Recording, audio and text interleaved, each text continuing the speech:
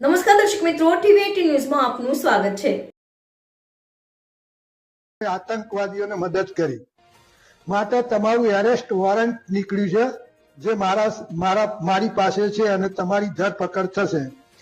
અમારા પાસે તમારા વિરુદ્ધમાં બધા જ પુરાવા હાજર છે. એટલે મેં કહ્યું કે બેન, આમાં તો હું કશું જાણતો નથી, હું મુંબઈ આવેલો નથી, તો પછી મારું ખાતું ત્યાં કેવી રીતે આવ્યું?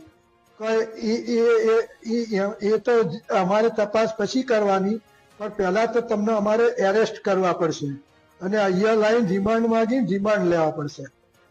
પછી મેં બેનને વિનંતી કરી, એટલે એમને કહ્યું કે સારું, અમે એ વોરંટ હોલ્ડ કરીએ છીએ, પણ તમારે અમે જે કહીએ એ પ્રમાણે કરે જવાનું. એટલે મેં કીધું સારું. એટલે અમને કહ્યું કે તમારા પાસે જે બી એફડી હોય, મ્યુચ્યુઅલ ફંડ હોય કે જે કઈ પૈસા હોય એ બધા તમારું ખાતું ક્યાં છે? મેં કીધું બેંક ઓફ બરોડામાં. તો બેંક ઓફ બરોડામાં તમે એ ખાતામાં બધા જ રૂપિયા જમા કરાવી દો.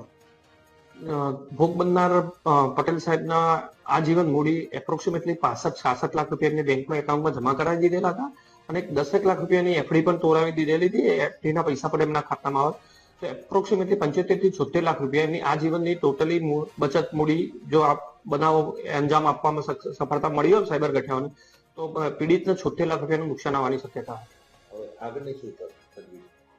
આગળ અમે આમાં અમારા તરફથી જે કઈ વિગત કલેક્ટ કરીને કેવી રીતનો આ બનાવ બનેલો છે ને એમાં અમે કેવી રીતને એમાં આગળની ઘટિત કાર્યવાહી કરી શકીશું તેની આગળ